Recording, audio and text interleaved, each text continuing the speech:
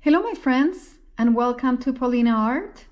Today I bring you this acrylic floral with a watercolor effect. I use a very limited palette in order to create this painting. I'm going to list all the colors in the description box below, and I'm going to attach a link to the pattern so you can download it for free. Because this was done on watercolor paper, I was able to find a frame and easily frame it myself. I have removed the glass so you won't see the reflection of the camera. Because of the way I design this composition, you can hang the painting in a horizontal way or in a vertical way.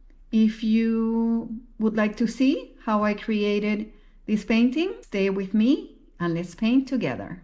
Because I want my painting to look like a watercolor, even though I'm using acrylic paint, I am using 140-pound watercolor paper. I like 140 pound. It is a very good quality watercolor paper.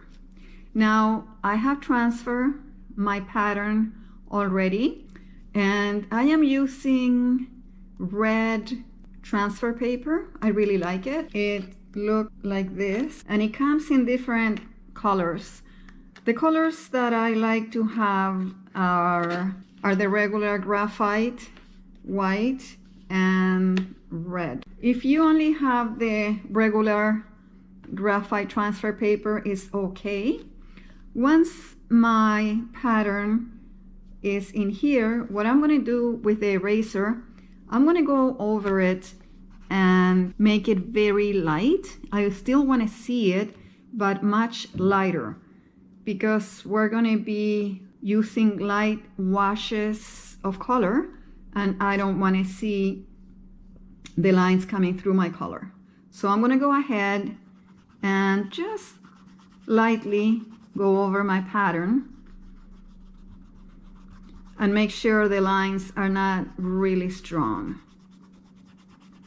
I have lightly erased my pattern. I can still see it, but it's not going to show through my paint to have a watercolor effect. It's important not to overload the composition with too much or with too many colors. For this composition, I'm using a very limited yet colorful palette. I'm going to work with purple. I'm also going to use orange, yellow, and green. Only those 4 colors. Now with watercolors, you use a lot of water in order to give the painting that beautiful, loose, watercolory effect. When using acrylic, what we're going to use instead of water is blending gel. I'm going to use this round brush. It's an old brush and I like it because it's not pointy. And what I'm going to do is I'm going to pick up some of my blending gel and just a little bit of color. I want a very, very light purple. I'm not going to mix any colors with white because you don't do that with watercolors. What you do with watercolors, you use water. And now that we're trying to make it look like that, we're going to use our blending gel. And with my round brush, I'm going to start putting some light coats of paint, creating my roses.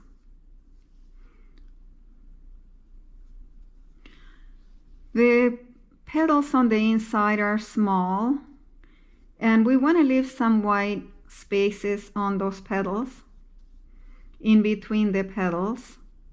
That is very important when trying to create a watercolor effect. When we use watercolors, we leave a lot of white areas on the painting. That gives the painting life. And it's the way you work with watercolors. So we are trying to do the same here.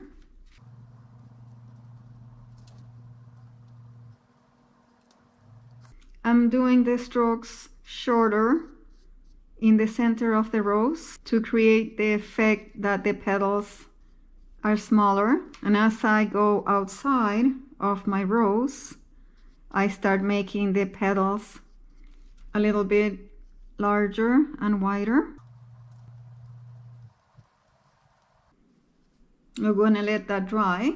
For the other flowers, I'm going to use an angled brush. To do the other flowers, I'm going to pick up a lot of my gel medium again. And I'm going to pick up a little bit of yellow on the toe and a little bit of orange at the heel of my brush. And I'm going to blend my colors like this. And I'm going to start with this one right here. And what I'm going to do, I'm going to press my brush and I'm going to go down and up, just like that. Make sure you have the paint is loose in there with your gel medium. I'm going to do the next petal by pressing and following the top, and then I'm going to come up again and down. I'm going to do this petal now.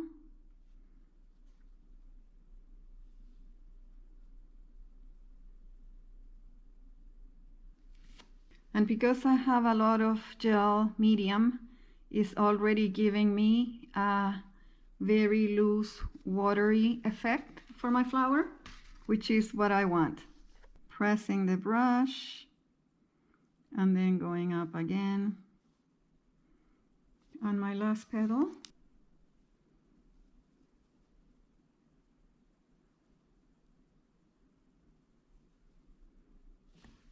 I'm going to do the same with the other two flowers.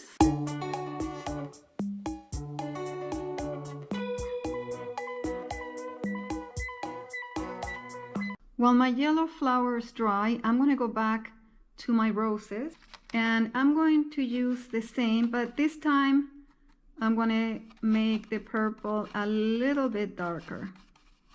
Not a lot darker, but just a little bit darker than my first coat. And I'm going to start applying coats in the center of my roses without covering the white spaces.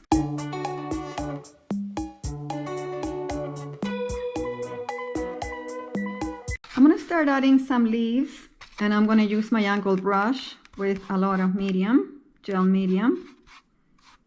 And I'm going to pick up a little bit of yellow, very, very little. And a little bit of orange on the toe.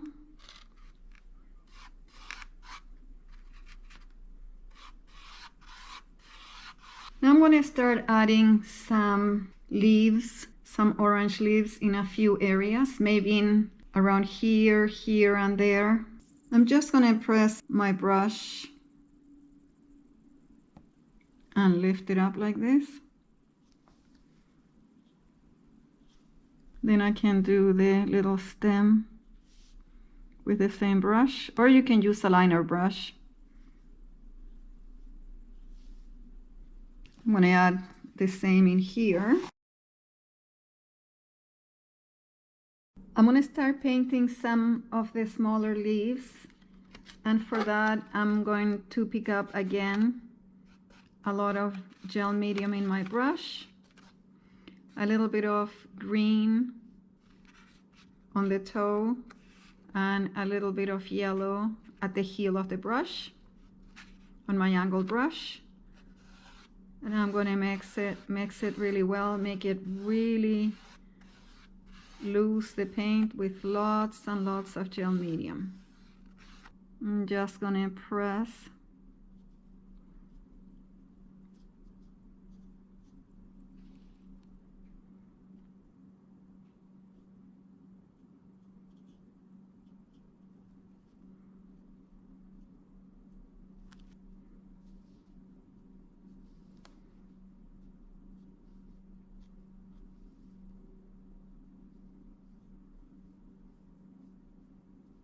with your liner brush and a little bit of water, you can do your vines first, if that's easier.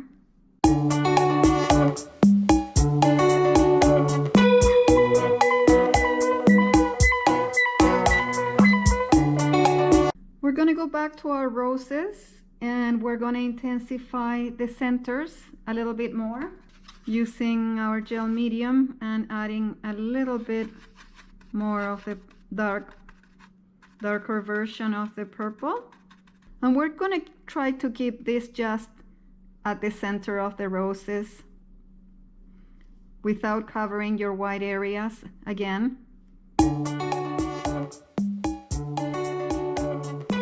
I'm gonna add some purple to these larger leaves that are beside the orange flowers, and for that I'm gonna use my angled brush with a lot of medium and very loose purple and a little bit darker on the toe.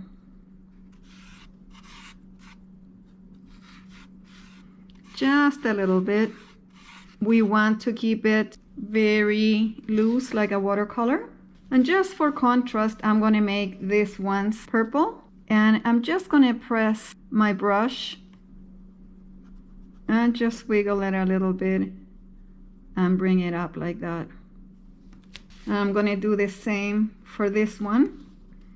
I'm going to press my brush and wiggle it a little bit and lift it up and create that nice loose watercolory effect. And I'm going to do the same on this one.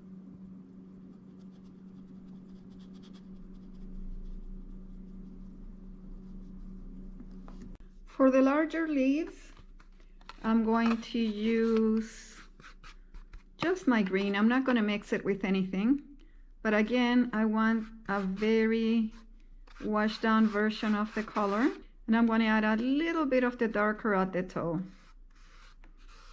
just at the very toe of the brush, just like I did the purple ones. We're going to press the brush and move it a little bit, and then we're going to start coming up like this. The next one.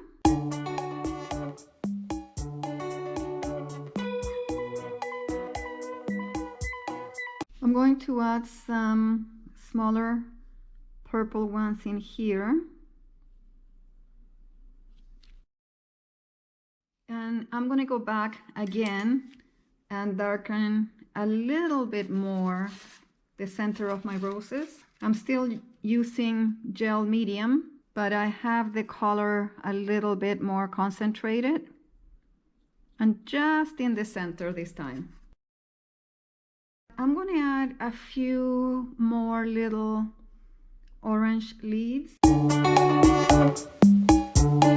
The only time I use water is with my liner brush. And I'm going to add a few little branches coming out from some areas.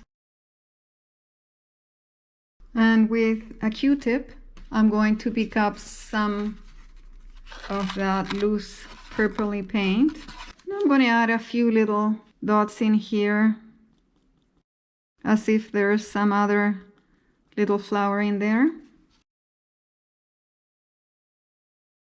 What I'm going to do is I'm going to add some of this purple inside, just a few little dots in here. And last but not least, to give this painting a really watercolor feel, I'm going to pick up a lot of very washed down orange paint with this round brush, and I'm going to splatter it in a few areas. And that's how I'm going to finish my painting. But as you can see, with acrylics and your gel medium, you can create the beautiful effect of a watercolor floral. Okay, my friends, the painting is now finished. I went over to my sink, and with the brush I splattered some bright orange around the flower breath, and I really like the way it turned out. You can add a few more leaves if you like, some more branches, whatever you think is going to enhance your painting.